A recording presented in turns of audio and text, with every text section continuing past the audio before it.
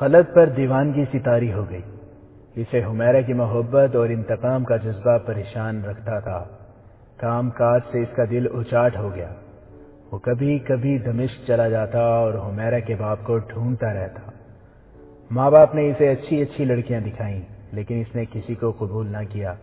اس کے دل و دماغ پر حمیرہ غالب رہی۔ 1.5 سال تک اس کی یہی حالت رہی۔ ایک روز دمشق میں گھومتے پھرتے اسے پتہ چلا کہ فوج کی بھرتی ہو رہی ہے۔ اس نے اس خیال سے کہ اس بہانے وہ گاؤں سے دور رہے گا، فوج میں بھرتی ہو جانا بہتر سمجھا اور بھرتی ہو گیا۔ اسے ٹریننگ دی گئی، گھڑ سواری سکھائی گئی، تیر اندازی اور مختلف ہتھیاروں کا استعمال سکھایا گیا۔ اس کے ذہن کو مصروفیت مل گئی تو اس کے دل سے حمیرہ کا دکھ کم ہونے لگا۔ اپنے جیسے ہزاروں سپاہیوں کے ساتھ رہتے، گپ شپ لگاتے اور ہنستے کھیلتے اس کے دل کی زندگی کود کر آئی اور ایک بار پھر شگفتہ مزاج جوان بن گیا۔ یہ ان دنوں کا ذکر ہے جب صلاح الدین ایوبی کا نام ابھی مشہور نہیں ہوا تھا۔ لوگ ابھی نور الدین زنگی کو جانتے تھے۔ اسے ایک بار جنگ میں جانے کا موقع ملا۔ یہ خون ریز لڑائی تھی۔ اس نے پہلی بار اپنے دشمن کو دیکھا۔ اس نے وہ لٹے پٹے مسلمان کنبے دیکھے جو صلیبیوں کے ظلم و ستم کا نشانہ بنے تھے۔ اسے یہ بھی بتایا گیا کہ صلیبی بہت سی مسلمان لڑکیوں کو اپنے قبضے میں رکھے ہوئے ہیں۔ یہ سب کچھ دیکھ کر، سن کر اس کے اندر قومی جذبہ اور اسلام کی لگن بیدار ہو گئی۔ اس جذبے اور لگن نے جنون کی صورت اختیار کر لی اور اس جنون نے اسے ان سپاہیوں کی صف میں کھڑا کر دیا جو تنخواہ اور مال غنیمت کی خاطر نہیں، اللہ کے نام پر لڑا اور جانیں قربان کیا کرتے ہیں۔ 3-4 سال بعد جب صلاح الدین ایوبی کو مصر کا امیر بنا کر قاہرہ بھیجا گیا تو صلیبیوں نے سوڈانیوں کے ساتھ خفیہ معاہدے کر کے سمندر کی طرف سے مصر پر حملہ کیا تو سلطان ایوبی نے نور الدین زنگی سے کمک مانگی۔ زنگی نے اپنے منتخب دستے قاہرہ روانہ کر دیے۔ ان میں خلد بھی تھا۔ اس کا شمار ان ذہین عسکریوں میں ہوتا تھا جو تلوار کے ساتھ دماغ بھی استعمال کرتے تھے۔ اسے 50 سپاہیوں کے ایک جیش کا کمانڈر بنا دیا گیا۔ مصر میں اس کا ذہن پوری طرح بیدار ہو گیا۔ سلطان ایوبی نے اپنی انٹیلیجنس کے سربراہ علی بن سفیان سے کہا کہ وہ لڑاکا کمانڈو جاسوسوں کا انتخاب کرے تو خلد کو حاضر دماغی، ذہانت، جسم اور زبان کی مستعدی اور پھرتی جسم اور شکل و صورت کی دلکشی کی بدولت لڑاکا جاسوسوں میں لے لیا گیا۔ اسے کمانڈو اور گوریلا قسم کے دشمن مارنے کے لیے چند بار بھیجا گیا تھا، لیکن جاسوسی کے لیے ملک سے باہر نہ بھیجا گیا۔ ملک کے اندر جاسوسوں کی سراغ رسانی، تعاقب اور گرفتاری کے لیے اسے استعمال کیا جاتا رہا۔ جاسوسوں کو وہ خوب پہچانتا تھا۔ اب 1174 میں جب سلطان ایوبی نور الدین زنگی کی وفات کے بعد 700 سوار لے کر دمشق پر قبضہ کرنے اور الملک الصالح کی معزولی کی مہم پر روانہ ہوا تو اس نے اپنے جاسوسوں کو پہلے ہی دمشق بھیج دیا تھا، جو مختلف بحروب دھار کر دمشق میں داخل ہوئے اور پھیل گئے تھے۔ اور جب دمشق پر سلطان ایوبی کا قبضہ ہو گیا اور الصالح، اس کے امیر، وزیر اور اس کے باڈی گارڈز دمشق سے بھاگے تو علی بن سفیان کے معاون حسن بن عبداللہ نے جو جاسوسوں کے ساتھ دمشق کیا تھا، کئی ایک جاسوس دمشق سے اس طرف روانہ کیے جس طرف الصالح اور اس کے باڈی گارڈ دستے گئے تھے۔ ان جاسوسوں کو خصوصی ہدایت اور مختلف مشن دیے گئے تھے۔ خلد کو بھی ان کے ساتھ بھیجا گیا تھا۔ اس کے ساتھ ایک اور ساتھی بھی تھا۔ حلب میں پہنچے تو وہاں افراتفری کا عالم تھا۔ الصالح کے حواریوں کو فوری طور پر فوج کی ضرورت تھی۔ انہیں خطرہ تھا کہ سلطان ایوبی ان کا تعاقب کرے گا اور حملہ کرے گا۔ اس صورتحال میں انہیں جیسا کیسا سپاہی ملا انہوں نے رکھ لیا۔ خلد اور اس کے ساتھی نے اپنے آپ کو اس کی فوج کے سپاہی ظاہر کیا جو دمشق سے بھاگ آئے تھے۔ کمانڈروں میں سے کسی کو ہوش نہیں تھی کہ چھان بین کرتے کہ کوئی مشکوک افراد فوج میں نہ آ گئے ہوں۔ سلطان ایوبی کے جاسوسوں نے کئی اہم جگہیں سنبھال لیں اور حلب میں زمین دوز اڈا بھی قائم کر لیا۔ خلد چونکہ خوبرو اور تنومند جوان تھا اور زبان کی چاشنی سے بھی مالا مال تھا، اس لیے اسے قصر سلطنت کے محافظوں کے لیے منتخب کر لیا گیا۔ اس نے اپنے ایک ساتھی کو بھی اپنے ساتھ رکھا۔ اسلام کا عسکری جذبہ اس کی روح میں اتر گیا تھا۔ اس نے حمیرہ کو کبھی یاد نہیں کیا تھا، اسے اتنی مہلت ہی نہیں ملتی تھی، مگر اس نئی رقاصہ نے اسے حمیرہ یاد دلا دی۔ حمیرہ سے جدا ہوئے 7-8 سال گزر گئے تھے۔ اس وقت حمیرہ 15-16 سال کی تھی۔ یہ رقاصہ بہت خوبصورت تھی۔ اس کے چہرے پر حمیرہ والی معصومیت اور سادگی نہیں تھی۔ اس نے جو لباس پہن رکھا تھا وہ اتنا سا ہی تھا کہ سینے کا تھوڑا سا حصہ اور سطر ڈھانپا ہوا تھا، آدھے سے زیادہ جسم عریاں تھا۔ یہ ناممکن تھا کہ یہ رقاصہ حمیرہ ہو۔ تیسری بار رقاصہ اس کے قریب سے گزری تو بھی خلد نے اسے ٹکٹکی باندھ کر دیکھا۔ رقاصہ بھی اسے دیکھ رہی تھی، اب کہ وہ رک گئی۔ تمہارا نام کیا ہے؟ رقاصہ نے پوچھا۔ خلد نے اپنا فرضی نام بتایا جو اس نے وہاں لکھوا رکھا تھا اور پوچھا، آپ نے نام کیوں پوچھا ہے؟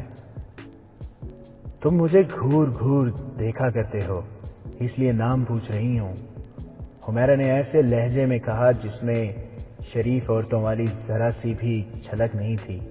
کہنے لگی، تم سپاہی ہو، اپنے کام پر توجہ رکھا کرو۔ خلد کو کوفت ہوئی، لیکن اسے خوشی بھی ہوئی کہ یہ حمیرہ نہیں۔ حمیرہ تو بھولی بھالی لڑکی تھی۔ اسی شام ہال میں ضیافت تھی۔ ریمانڈ کے جاسوسوں کا کمانڈر 3-4 روز پہلے آیا تھا۔ اس کا نام ونڈسر تھا۔ یہ ضیافت اسی کے اعزاز میں دی جا رہی تھی۔ خلد نے معلوم کر لیا تھا کہ یہ جاسوسی کا ماہر ہے اور جاسوسی کے نظام کو بہتر بنانے کے لیے آیا ہے۔ شام کا اندھیرا گہرا ہو گیا تھا۔ ہال میں مہمان آ رہے تھے، کھانے چنے جا رہے تھے اور شراب کے دور چل رہے تھے۔ ابھی ونڈسر نہیں آیا تھا۔ خلد اور اس کے ساتھی کی ڈیوٹی ہال کے دروازے پر تھی۔ کچھ دیر بعد ونڈسر آ گیا۔ اس نے دونوں پہرہ داروں کو غور سے دیکھا، پھر اس نے خلد کے چہرے پر نظریں گاڑ دیں۔ تم خلیفہ کے محافظ دستے میں کب آئے ہو؟ ونڈسر نے خلد کی زبان میں پوچھا۔ یہاں آ کر مجھے محافظ دستے میں لیا گیا ہے، خلد نے جواب دیا۔ اس سے پہلے میں دمشق کی فوج میں تھا۔ تم مصر بھی گئے تھے؟ ونڈسر نے پوچھا۔ نہیں۔ ونڈسر نے دوسرے پہرہ دار سے خلد کے متعلق پوچھا، تم اسے کب سے جانتے ہو؟ ہم دونوں دمشق کی فوج میں اکٹھے رہے ہیں، اس نے جواب دیا۔ ایک دوسرے کو اچھی طرح جانتے ہیں، اور میں شاید تم دونوں کو اچھی طرح جانتا ہوں، ونڈسر نے مسکرا کر کہا۔ ذرا میرے ساتھ آؤ۔ وہ انہیں پہرے سے ہٹا کر اپنے ساتھ لے گیا۔ وہ گھاگ، سراغ، ریساں اور جاسوس تھا۔ یہاں پہنچتے ہی اس نے باڈی گارڈز کی خفیہ چھان بین شروع کر دی تھی۔ خلد کو دیکھتے ہی اسے کچھ یاد آ گیا تھا، اور اس نے جب اس کے ساتھی کو دیکھا تو اس کا شک پکا ہو گیا۔ شک غلط بھی نہیں تھا۔ خلد اور اس کا ساتھی 3-4 سال سے انٹیلیجنس میں تھے اور وہ اکٹھے رہتے تھے۔ ان کی جوڑی پکی ہو گئی تھی۔ ونڈسر انہیں اپنے کمرے میں لے گیا جو اسی عمارت میں بڑے ہال میں تھوڑی ہی دور تھا۔ کمرے میں لے جا کر اس نے مشل کی روشنی میں دونوں کو ایک بار پھر غور سے دیکھا۔ اگر تم مجھے یقین دلا دو کہ تم یہاں کے وفادار ہو اور صلاح الدین ایوبی کو اپنا دشمن سمجھتے ہو تو میں تمہیں چھوڑ ہی نہیں دوں گا، بلکہ ایسے کام پر لگاؤں گا جہاں عیش کرو گے۔ ونڈسر نے کہا، جھوٹ نہ بولنا، پچھتاؤ گے۔ ہم یہیں کے وفادار ہیں، خلد نے کہا۔ تم نے وفاداری کب سے بدل لی ہے؟ ونڈسر نے پوچھا، اور کیوں بدلی ہے؟ خدا اور رسول کے بعد خلیفہ کا رتبہ ہے، خلد نے کہا۔ صلاح الدین ایوبی کا کوئی رتبہ نہیں۔ مصر سے کب آئے ہو؟ ونڈسر نے پوچھا، اور جواب کا انتظار کیے بغیر کہا، تم شاید مجھے نہیں جانتے، میں بھی تمہاری طرح جاسوس ہوں۔ نام شاید بھول جاؤں، چہرے نہیں بھولا کرتا۔ علی بن سفیان کہاں ہے، مصر میں یا دمشق میں؟ ہم اسے نہیں جانتے، خلد کے ساتھی نے جواب دیا، ہم سیدھے سادے سپاہی ہیں۔ ونڈسر نے دروازے میں جا کر دیکھا اور کسی ملازم کو آواز دی۔ ملازم آیا تو اس نے کسی لڑکی کا نام لے کر ملازم سے کہا کہ اسے بلا لاؤ۔ وہ لڑکی قریب ہی کسی کمرے میں تھی۔ ذرا سی دیر میں ایک بڑی ہی حسین لڑکی آ گئی۔ خلد کو معلوم تھا کہ یہ سلیبی لڑکی ہے۔ اس کے ساتھ نئی رقاصہ تھی جسے دیکھ کر خلد کو حمیرہ یاد آیا کرتی تھی۔ ونڈسر نے سلیبی لڑکی سے عربی زبان میں بات کی۔ اس نے ہنس کر پوچھا کہ اس رقاصہ کو کیوں ساتھ لے آئی ہو؟ لڑکی نے جواب دیا کہ یہ میرے کمرے میں تیار ہو کر آ گئی تھی اور میں تیار ہو رہی تھی۔ آپ کا بلاوا آیا تو سمجھی کہ آپ نے مجھے ضیافت میں ساتھ چلنے کے لیے بلایا ہے، میں اسے بھی ساتھ لے آئی۔ کوئی بات نہیں، ونڈسر نے کہا، اچھا ہوا یہ بھی آ گئی ہے، تماشا دیکھ لے گی۔ اس نے سلیبی لڑکی سے کہا، میں نے تمہیں کسی اور کام کے لیے بلایا ہے۔ دونوں پہرہ داروں کی طرف اشارہ کر کے اس نے لڑکی سے کہا، ان دونوں کے چہروں کو دیکھو، شاید تمہیں کچھ یاد آ جائے۔ لڑکی نے دونوں کے چہروں کو بڑی غور سے دیکھا، ماتھے پر شکن ڈال کر سوچا، پھر دیکھا اور اس کے ہونٹوں پر مسکراہٹ آ گئی۔ اس نے خلد اور اس کے ساتھی سے پوچھا، تم کس وقت ہوش میں آئے تھے؟ دونوں نے ایک دوسرے کی طرف دیکھا، پھر لڑکی کو دیکھا۔ خلد حاضر دماغ تھا، وہ جان گیا کہ انہیں پہچان لیا گیا ہے۔ وہ بچنے کے طریقے سوچنے لگا۔ یہ اب عقل اور ہوش کا کھیل تھا۔ اس نے بھولا بن کر کہا، میں سمجھ نہیں سکتا کہ پہرے سے ہٹا کر آپ نے ہمارے ساتھ کیوں مذاق شروع کر دیا ہے۔ ہمارے کماندار نے دیکھ لیا تو ہمیں سزا دے گا۔ تم پہرہ دار نہیں ہو، ونڈسر نے کہا، تم دونوں کو وہاں کھڑا کرنے کی بجائے بہتر ہے کہ وہاں کوئی بھی کھڑا نہ ہو، وہاں تمہاری کوئی ضرورت نہیں۔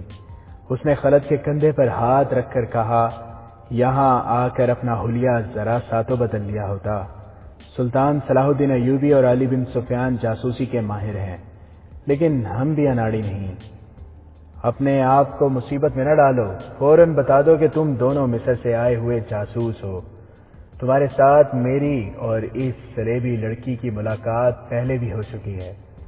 تم مجھے نہیں پہچان سکے کیونکہ میں بگاڑے ہوئے حلیے میں تھا۔ میں نے تمہیں پہچان لیا ہے کیونکہ تم آج بھی اسی حلیے میں ہو جس میں 2.5 سال پہلے تھے۔ ذرا ذہن پر زور دو، تمہیں یاد آ جائے گا۔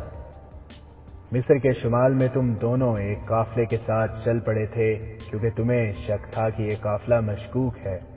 تم نے ایک قافلے کے ساتھ سفر کیا تھا، ایک رات بھی قافلے کے ساتھ گزاری تھی، مگر تمہاری بدقسمتی کہ تمہاری جب آنکھ کھلی تو تم صحرا میں اکیلے پڑے تھے۔ قافلہ بہت دور نکل گیا تھا۔ ونڈسر نے انہیں یاد دلایا۔ خلد اور اس کا یہی ساتھی جاسوسوں کی سراغ رسانی کی ڈیوٹی پر تھے۔ یہ 2.5-3 سال پہلے کا واقعہ ہے۔ سوڈانیوں کو شکست تو دی جا چکی تھی، لیکن وہ سلیبیوں کی مدد سے مصر پر حملے کی تیاریوں میں مصروف تھے۔ مصر کے اندر سلیبی جاسوس اور تخریب کار سرگرم تھے۔ ان کی سراغ رسانی کے لیے علی بن سفیان کا جاسوسی کا نظام کام کر رہا تھا۔ سرحدوں پر گشتی دستے بھی تھے۔ مصر کے اپنے جاسوس مسافروں وغیرہ کے بھیس میں سرحدی علاقوں میں گھومتے پھرتے رہتے تھے۔ ایک بار خلد اپنے اس ساتھی کے ساتھ مصر کے شمال میں گشت پر تھا۔ دونوں اونٹوں پر سوار تھے اور دونوں غریب سے صحرائی مسافروں کے بھیس میں تھے۔ انہیں ایک قافلہ جاتا نظر آیا جس میں بہت سے اونٹ اور چند ایک گھوڑے تھے۔ قافلے والوں میں بوڑھے بھی تھے، جوان بھی تھے، بچے اور عورتیں بھی تھیں۔ خلد اور اس کا ساتھی جاسوس تھے۔ وہ قافلے کو روک کر نہیں دیکھ سکتے تھے۔ انہیں ہدایت یہ تھی کہ آتے جاتے قافلوں کو دیکھیں اور ذرا سا بھی شک ہو تو قریبی سرحدی چوکی کو اطلاع دیں۔ یہ چوکی والوں کا فرض تھا کہ قافلے کو روک کر چھان بین کریں اور سامان کی تلاشی بھی لیں۔ سرحدی دستے فوجی طاقت کے زور پر یہ کام کر سکتے تھے۔ 2 جاسوسوں سے اتنی زیادہ تعداد کا قافلہ نہیں رک سکتا تھا۔ خلد اور اس کے ساتھی نے ہدایات اور ٹریننگ کے مطابق قافلے والوں پر یہ ظاہر کیا کہ وہ مسافر ہیں اور آگے جا رہے ہیں۔ اس زمانے میں یہی طریقہ تھا کہ مسافر اکٹھے چلا کرتے تھے، کیونکہ سفر بہت طویل اور لوٹ مار کا خطرہ زیادہ تھا۔ قافلے والوں نے ان دونوں کو اپنے ساتھ ملا لیا۔ ان دونوں نے گپ شپ کے انداز سے معلوم کرنا شروع کر دیا کہ یہ قافلہ کہاں سے آیا ہے اور کہاں جا رہا ہے۔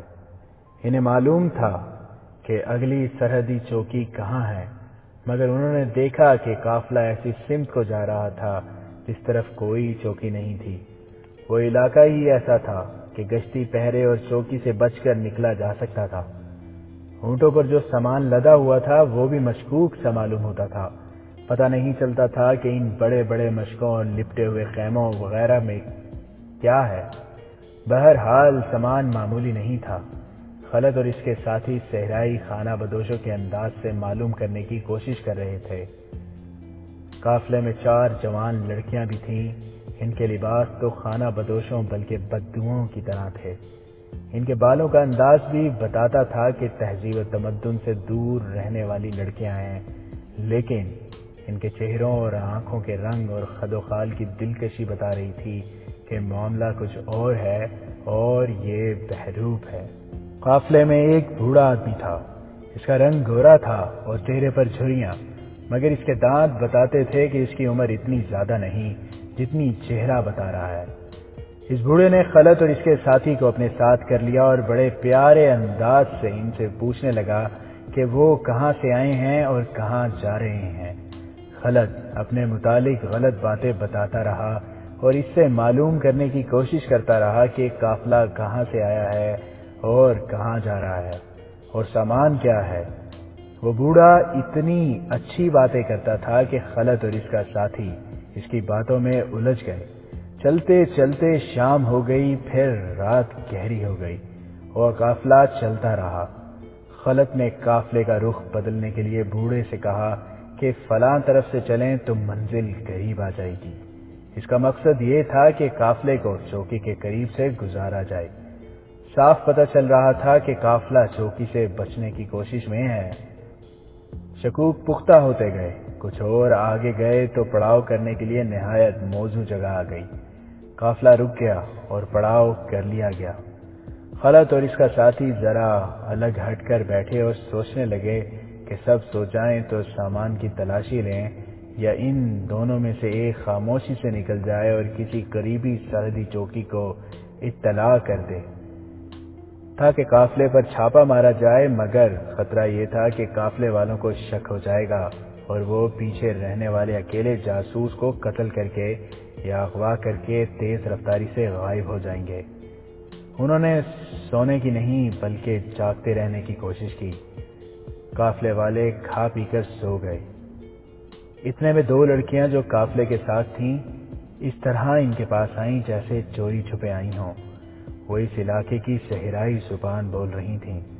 انہوں نے خلد اور اس کے ساتھی سے کہا کہ اگر وہ انہیں راز کی ایک بات بتائیں تو کیا وہ ان کی مدد کریں گے۔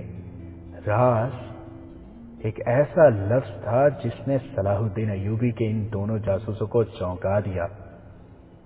وہ راز حاصل کرنے کے لیے ہی ریگزاروں میں مارے مارے پھر رہے تھے اور اس قافلے کے ساتھ وہ راز کی خاطر ہی چلے تھے۔ انہوں نے بتایا کہ یہ قافلہ بردہ فروشوں کا ہے اور یہ 4 لڑکیاں اغوا کر کے لائی جا رہی ہیں۔ انہیں معلوم نہیں تھا کہ انہیں کہاں لے جایا جا رہا ہے۔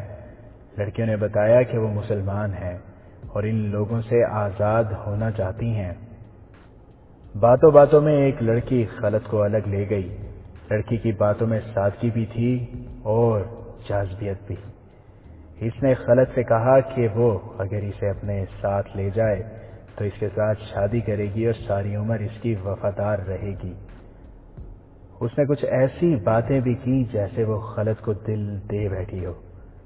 اس نے محبت اور مظلومیت کا اظہار ایسے الفاظ میں اور ایسے انداز سے کیا کہ خلد اس کی اور باقی لڑکیوں کی رہائی کے متعلق سوچنے لگا۔ دوسری لڑکی خلد کے ساتھی کے ساتھ الگ بیٹھی تھی اور وہ بھی اسی قسم کی باتیں کر رہی تھی۔ کسی عورت کا محض عورت ہونا اس کی قوت ہوتی ہے، اور جب عورت خوبصورت اور جوان ہو اور وہ مظلوم بھی ہو تو مرد پگھل جاتے ہیں۔ یہ کیفیت ان دونوں مردوں کی ہو گئی۔ دونوں میں جوانی کا جوش تھا، ان میں غیرت بھی تھی اور اپنی فوج کا یہ اصول بھی کہ عورت کی پاسبانی کرنی ہے، خواہ وہ اپنی ہو خواہ کسی اور کی۔ دونوں لڑکیوں نے الگ الگ ان دونوں مصری جاسوسوں کو خوش کرنے کے لیے انہیں کوئی بڑی ہی لذیذ چیز کھانے کو دی۔ ایک لڑکی دبے پاؤں گئی اور چھوٹا سا ایک مشکیزہ اٹھا لائی۔ اس میں سے اس نے دونوں کو کچھ پلایا جو کوئی شربت تھا۔ اس کا ذائقہ اتنا اچھا تھا کہ دونوں خاصا زیادہ پی گئے۔ تھوڑی ہی دیر بعد دونوں کی آنکھ لگ گئی، اور جب ان کی آنکھ کھلی تو اگلے دن کا سورج افق سے تھوڑا ہی اوپر رہ گیا تھا۔ وہ ساری رات اور سارا دن سوئے رہے۔ ریگزار کی جھلسا دینے والی تپش بھی انہیں نہیں جگا سکی۔ وہ ہڑبڑا کر اٹھے، وہاں قافلہ بھی نہیں تھا اور ان دونوں کے اونٹ بھی نہیں تھے، اور وہ اس جگہ بھی نہیں تھے جہاں انہوں نے رات پڑاؤ کیا تھا۔ یہ کوئی اور جگہ تھی۔ ارد گرد مٹی اور ریت کے ٹیلے تھے۔ دونوں دوڑتے ہوئے ایک بلند ٹیلے پر چڑھے، ادھر ادھر دیکھا۔ انہیں ٹیلوں کی چوٹیوں اور ان سے دور صحرا کی ریت کے سوا کچھ بھی نظر نہیں آ رہا تھا۔ وہ بوڑھا آدمی میں تھا جس کے ساتھ تم سفر کے دوران باتیں کرتے رہے تھے۔ ریمانڈ کے جاسوسوں کے کمانڈر ونڈسر نے انہیں کہا، میں تمہاری باتوں سے جان گیا تھا کہ تم جاسوس ہو اور معلوم کرنا چاہتے ہو کہ ہم کون ہیں اور کہاں جا رہے ہیں۔ وہ تم نہیں تھے، خلت نے کہا، وہ تو کوئی بوڑھا آدمی تھا۔ وہ میرا بہروپ تھا، ونڈسر نے کہا۔ مجھے خوشی ہے کہ تم مان گئے ہو کہ تم دونوں جاسوس تھے اور اب بھی جاسوس ہو، اور میں تمہیں یہ بھی بتا دوں کہ تمہیں بے ہوش کرنے والی لڑکیوں میں سے ایک یہ تھی۔ ہم اب جاسوس نہیں ہیں، خلت نے کہا، اب ہم خلیفہ کے وفادار ہیں۔ تم بکواس کرتے ہو، ونڈسر نے کہا۔ علی بن سفیان کی میں نے ہمیشہ تعریف کی ہے، مگر تمہاری تربیت مکمل نہیں۔ تم نے ابھی تک اپنے آپ کو چھپانا اور اپنا حلیہ بدلنا نہیں سیکھا۔ ونڈسر نے انہیں بتایا کہ وہ جنگی سامان اور بہت سی رقم سوڈان لے جا رہے تھے۔ قافلے میں جو افراد صحرائی لباس میں تھے وہ فوجی مشیر تھے۔ وہ سب سلیبی تھے اور سوڈان جا رہے تھے۔ انہوں نے ہی سوڈانی فوج کی تیاری کی اور صلاح الدین ایوبی کے بھائی تقی الدین کو ایسی بری شکست دی تھی کہ وہ اپنی آدھی فوج وہیں چھوڑ آیا تھا۔ اگر صلاح الدین ایوبی عقل استعمال نہ کرتا تو تقی الدین باقی فوج وہاں سے نہیں نکال سکتا تھا۔ ان لڑکیوں نے بھی تمہاری شکست میں بہت کام کیا تھا۔ ونڈسر نے انہیں بتایا کہ ان کی ملاقات جب مصر کے شمال میں ہوئی تھی تو رات پڑاؤ کے دوران ان میں سے کوئی بھی نہیں سویا تھا، اور ان دونوں لڑکیوں کو اسی مقصد کے لیے خلت اور اس کے ساتھی کے پاس بھیجا گیا تھا کہ انہیں باتوں میں الجھا کر بے ہوش کر دیں۔ ان کی ترکیب کامیاب رہی۔ ان کے بے ہوش ہوتے ہی قافلہ روانہ ہو گیا۔ خلت کو وہ واقعہ اچھی طرح یاد تھا اور یہ واقعہ اس کے دل میں کانٹے کی طرح اترا ہوا تھا۔ اتنے خطرناک جاسوسوں کا قافلہ اس کے ہاتھ سے نکل گیا تھا۔ اس کے ساتھ ایسے کبھی بھی نہیں ہوا تھا۔ اس خلش کا ایک پہلو یہ بھی تھا کہ اس نے اس واقعہ کی رپورٹ اپنے ہیڈ کوارٹر کو دی ہی نہیں تھی، کیونکہ اسے دشمن کے جاسوس دھوکہ دے گئے تھے۔ اس میں اس کی اور اس کے ساتھی کی بے عزتی تھی۔ انہیں دو لڑکیاں بیوقوف بنا گئی تھیں۔ اب ان میں سے ایک لڑکی اور ایک آدمی ان کے سامنے کھڑا تھا۔ خلت اپنے ساتھی سمیت اس کا قیدی تھا۔ اب وہ ہتھیار ڈالنا نہیں چاہتا تھا۔ اس نے یہاں سے نکلنے یا مر جانے کو فیصلہ کر لیا۔ میری ایک پیشکش قبول کر لو، ونڈسر نے انہیں کہا۔ میں تم پر ایسا رحم کر رہا ہوں جو میں نے کبھی کسی پر نہیں کیا۔ تم دونوں میرے گروہ میں شامل ہو جاؤ، جتنی اجرت مانگو گے دوں گا۔ کہو گے تو دمشق بھیج دوں گا، اور اگر قاہرہ جانا چاہو تو وہاں بھی بھیج دوں گا۔ وہاں تم دونوں صلاح الدین ایوبی کے جاسوس بنے رہنا، لیکن کام ہمارے لیے کرنا۔ تمہارا کام یہ ہوگا کہ ہمارے جو جاسوس وہاں کام کر رہے ہیں ان کی مدد کرو۔ اگر کوئی ان کی نشاندہی کر دے تو انہیں قبل از وقت خبردار کر کے ادھر ادھر کر دینا۔ وہ بولتا جا رہا تھا اور یہ دونوں خاموشی سے سن رہے تھے۔ اسے توقع تھی کہ یہ دونوں مان جائیں گے۔ اس نے کہا، یہ پیشکش قبول کرنے سے پہلے میری یہ شرط ہے کہ یہاں تمہارے جتنے جاسوس ہیں وہ پکڑوا دو۔ یہ بتا دو کہ وہ کہاں کہاں ہیں۔ ہمیں تمہاری پیشکش کے ساتھ کوئی دلچسپی نہیں۔ خلت نے کہا، ہمیں یہ بھی معلوم نہیں کہ یہاں کوئی جاسوس ہے یا نہیں۔ تمہیں شاید معلوم نہیں کہ میں تمہارے جسموں کی کیا حالت بنا دوں گا۔ ونڈسر نے کہا، اگر تمہیں یہ توقع ہے کہ تمہیں فوراً قتل کر دیا جائے گا تو تمہاری یہ توقع پوری نہیں ہوگی۔ میں تمہیں جس تنور میں پھینکوں گا اس میں سے اتنی جلد نجات حاصل نہیں کر سکو گے۔ اس نے مسکرا کر کہا، کیا تم مجھ سے منوا لو گے کہ تم جاسوس نہیں ہو؟ کیا میں ابھی شک میں ہوں؟ تم میں اتنی عقل نہیں کہ مجھے دھوکہ نہیں دے سکو گے۔ تم میں اتنی عقل ہوتی تو اس لڑکی کے ہاتھوں بے وقوف نہ بنتے۔ اس نے تمہیں اپنی جوانی اور خوبصورتی کے جال میں پھانس لیا تھا۔ سنو میرے سلیبی دوست، خلت کھری باتوں پر آ گیا۔ بولا، ہم دونوں جاسوس ہیں، مگر یہ جھوٹ ہے کہ میں یا میرا یہ رفیق لڑکیوں کے حسن کے فریب میں آ گیا تھا۔ میں پتھر ہوں، لیکن مجھ میں ایک کمزوری ہے۔ بہت عرصہ گزرا، 15-16 سال کی عمر کی ایک لڑکی میرے سامنے فروخت ہو گئی تھی۔ میں نے اسے بچانے کی کوشش میں ایک آدمی کی تلوار چھین لی تھی اور ایک کو زخمی بھی کر دیا تھا۔ وہ 3 تھے اور میں اکیلا۔ انہوں نے مجھے گرا لیا۔ اگر میں بے ہوش نہ ہو جاتا تو اس لڑکی کو بچا لیتا۔ وہ اسے لے گئے اور مجھے لوگ بے ہوشی کی حالت میں اٹھا کر گھر لے گئے۔ تم کہاں کے رہنے والے ہو؟ ونڈسر نے پوچھا۔ دمشق سمجھ لو، خلت نے جواب دیا۔ میں اب کچھ نہیں چھپاؤں گا۔ دمشق کے قریب ایک گاؤں ہے، میں وہاں کا رہنے والا ہوں اور میرا ساتھی بغدادی ہے۔ میں یہ باتیں تمہارے ڈر سے نہیں بتا رہا۔ تم مجھے اتنی آسانی سے پکڑ نہیں سکو گے۔ ہمت ہے تو ہمارے ہاتھوں سے برچیاں لے لو، ہم سے تلوار لو۔ جس تنور کا تم ذکر کرتے ہو اس میں ہماری لاشیں جائیں گی۔ ونڈسر کے ہونٹوں پر طنزیہ مسکراہٹ تھی۔ سلیبی لڑکی نے ہنس کر کہا، انہیں خوش فہمی مروائی کی اور نئی رقاصہ خلت کو گہری نظروں سے دیکھ رہی تھی۔ میں تمہیں بتا رہا تھا کہ میں اس لڑکی کو نہیں بچا سکا تھا، خلت نے کہا۔ اس لڑکی کی یاد کانٹا بن کر میرے دل میں اتر گئی۔ اس رات جب ہم دونوں تمہارے قافلے کے ساتھ تھے تو تمہاری 2 لڑکیوں نے مجھے کہا کہ انہیں بیچنے کے لیے اغوا کر کے لے جایا جا رہا ہے۔ تو میری آنکھوں کے سامنے وہ لڑکی آ گئی جسے میں بچا نہیں سکا تھا۔ میں نے ان دونوں لڑکیوں کے چہروں پر اسی لڑکی کا چہرہ دیکھا۔ میرے دل میں جو کانٹا تھا اس نے میری عقل پر پردہ ڈال دیا۔ اگر مجھے وہ لڑکی یاد نہ آتی تو میں کبھی بے وقوف نہ بنتا۔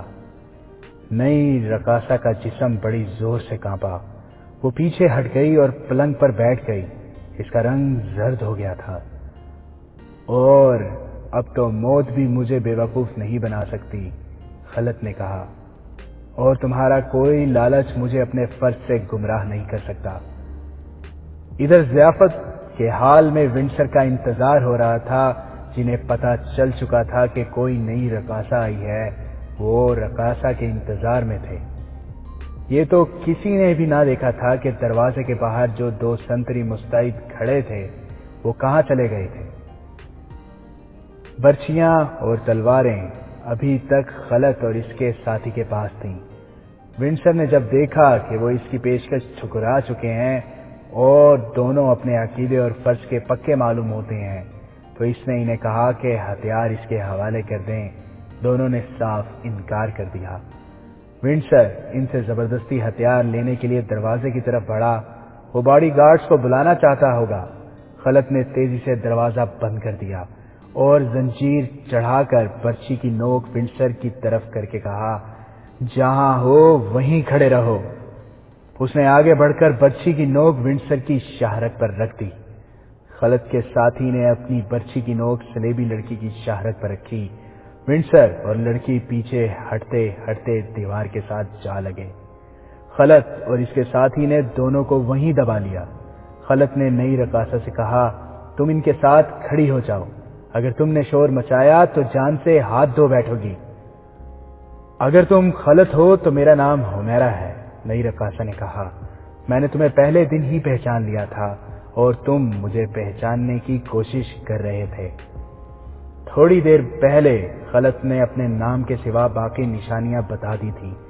حمیرہ جب سے یہاں آئی تھی وہ خلط کو دیکھ رہی تھی، مگر خلط کی طرح وہ بھی شک میں تھی۔ وہ بھی یہی سوچتی تھی کہ انسانوں کی صورتیں ایک جیسی بھی ہو سکتی ہیں۔ کیا تم بھی جاسوس ہو؟ خلط نے پوچھا۔ نہیں، حمیرہ نے جواب دیا، میں صرف رقاصہ ہوں، مجھ پر کوئی شک نہ کرنا خلط، میں تمہارے ساتھ ہوں اور تمہارے ساتھ جاؤں گی، مرنا ہے تو تمہارے ساتھ مروں گی۔ الصالح ضیافت میں آ گیا۔ اس کے تمام عمرہ، وزراء اور دوسرے مہمان بھی آ گئے۔ ان میں صلیبی فوج کے افسر بھی تھے جو مشیروں کی حیثیت سے یہاں آئے تھے۔ ان کا انداز بادشاہوں جیسا تھا۔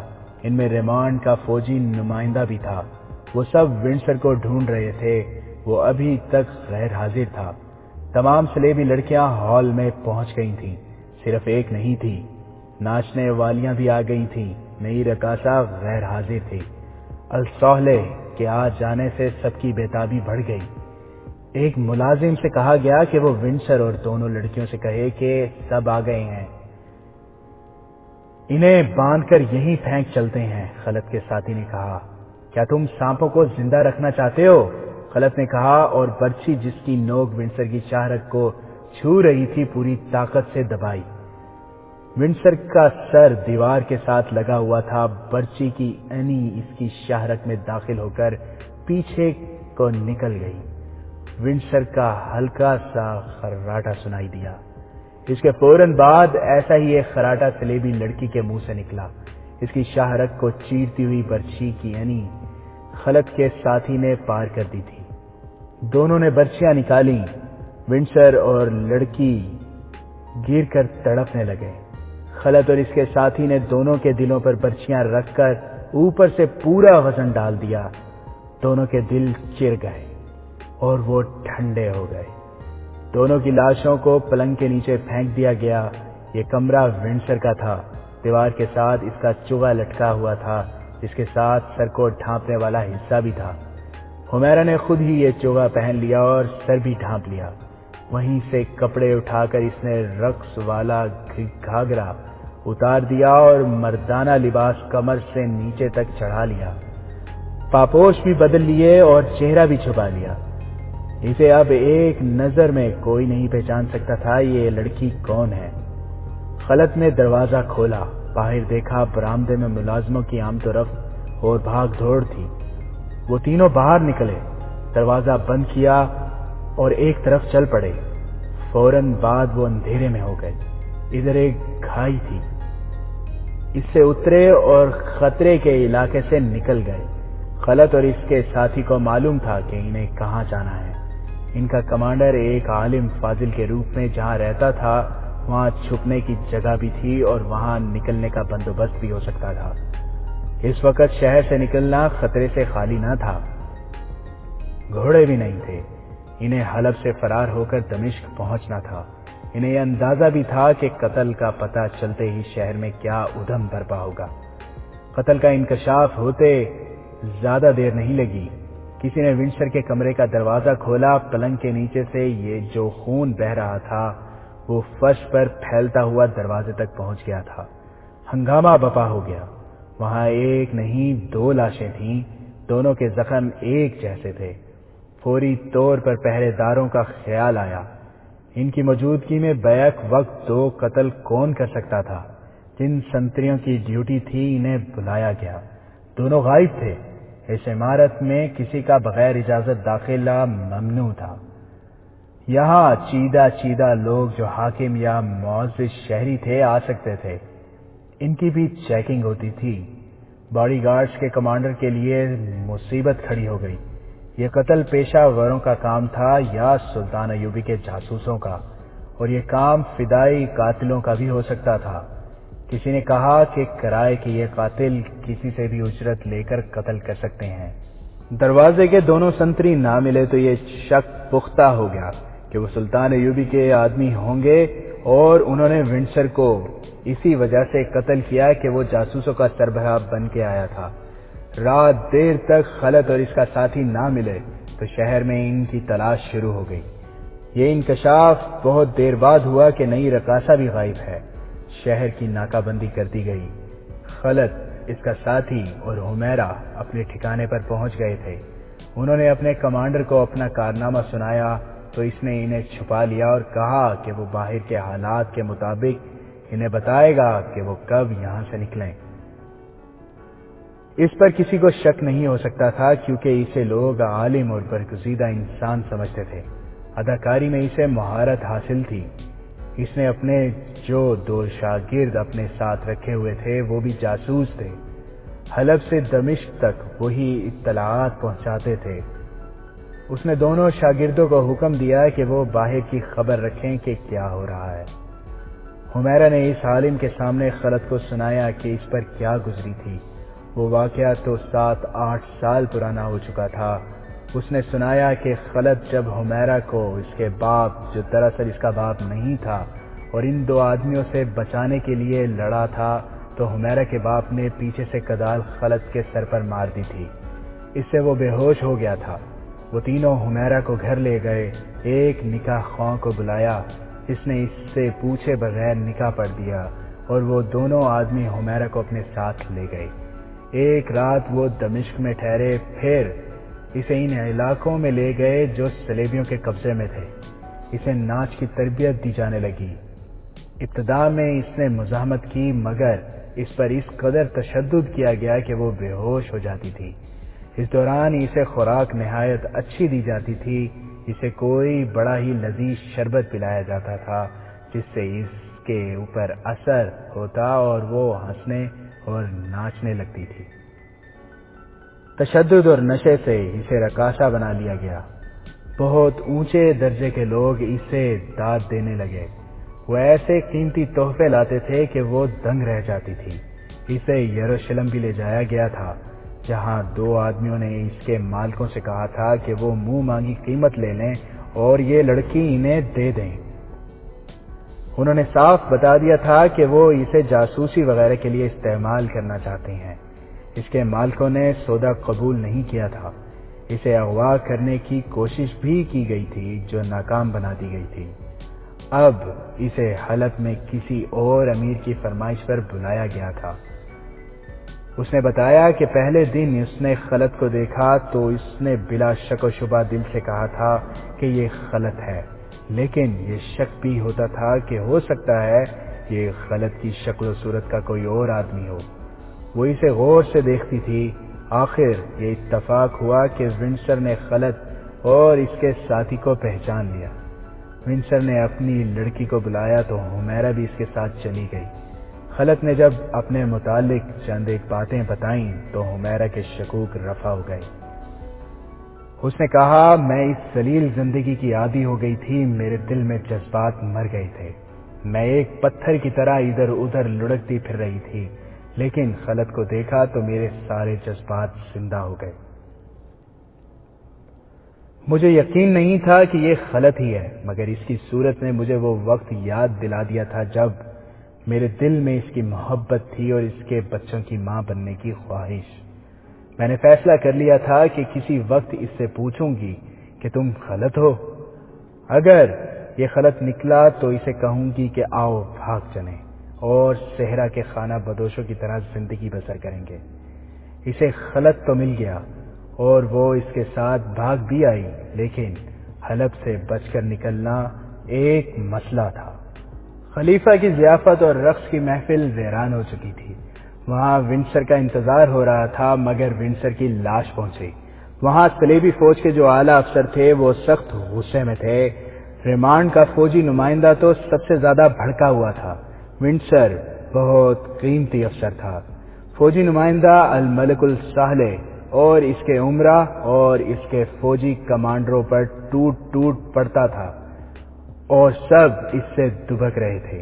ان کے دلوں میں صلاح الدین ایوبی کی دشمنی اتنی زیادہ تھی کہ وہ صلیبی افسروں کو فرشتے سمجھے بیٹھے تھے۔ انہی کی مدد سے وہ جنگ کی تیاری کر رہے تھے، لہذا ان کی خوشامد کو وہ ضروری سمجھتے تھے۔ فوجی نمائندہ جو کچھ کہتا تھا سب اس کے آگے سر جھکا لیتے اور ہاں میں ہاں ملاتے تھے۔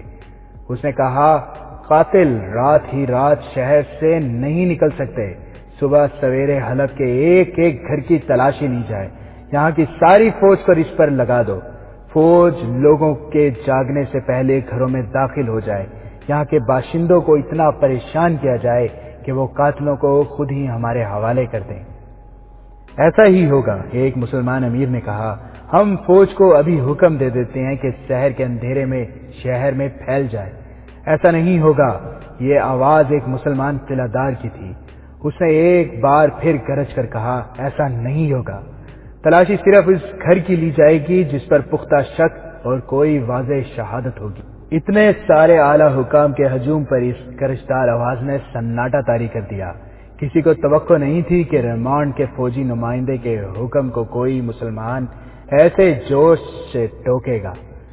سب نے دیکھا کہ یہ کون ہے، وہ حمات کا قلعہ دار تھا جس کا نام جوردیک تھا۔ تاریخ میں اس کا نام جوردیک ہی لکھا گیا ہے، پورے نام کا علم نہیں ہو سکا۔ اس کے متعلق تاریخ اتنا ہی بتاتی ہے کہ وہ صلاح الدین ایوبی کا دوست تھا، لیکن واقعہ نگاروں کے مطابق اس واقعے تک وہ صلاح الدین ایوبی کے مخالف کیمپ میں تھا اور الصالح کے وفاداروں میں سے تھا۔ اس کا ثبوت یہ ہے کہ وہ صرف اس ضیافت میں ہی شریک نہیں تھا بلکہ جنگی کانفرنسوں میں شریک ہوتا تھا۔ سلطان ایوبی کے خلاف جنگ کا جو منصوبہ بنا تھا وہ اس میں بھی شریک تھا۔ اس نے جب ایک سلیبی کے منہ سے یہ الفاظ سنے کہ حلب کے ہر گھر کی تلاشی لی جائے گی تو اس میں اسلامی وقار بیدار ہو گیا۔ اس نے کہا، یہاں مسلمان گھرانے ہیں جن میں پردہ نشین خواتین بھی ہیں، ہم ان کی بے عزتی برداشت نہیں کریں گے، شریف گھرانوں میں فوجی داخل نہیں ہو سکتے۔ قاتل اسی شہر کے تھے، ایک سلیبی افسر نے کہا، ہم تمام شہریوں سے انتقام لیں گے، ونڈسر جیسا قابل افسر قتل ہو گیا ہے، ہمیں کسی کی عزت اور کسی کے پردے کی پرواہ نہیں، اور مجھے تمہارے ایک افسر کے قتل کی پرواہ نہیں۔ جوردیک نے قہر سے کانپتی ہوئی آواز میں کہا، جوردیک خاموش رہو۔ نو عمر اور نا تجربہ کار سلطان نے حکم کے لہجے میں کہا، یہ لوگ اتنی دور سے ہماری مدد کے لیے آئے ہیں، کیا تم مہمان نوازی کے آداب سے ناواقف ہو؟ احسان فراموش نہ بنو، ہمیں قاتل کو پکڑنا ہے۔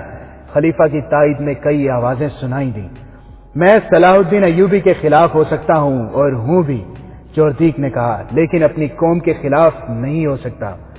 محترم سلطان، اگر آپ نے شہریوں کو پریشان کیا تو سب آپ کے خلاف ہو جائیں گے، آپ صلاح الدین ایوبی کے خلاف جو محاذ بنا رہے ہیں وہ کمزور ہو جائے گا۔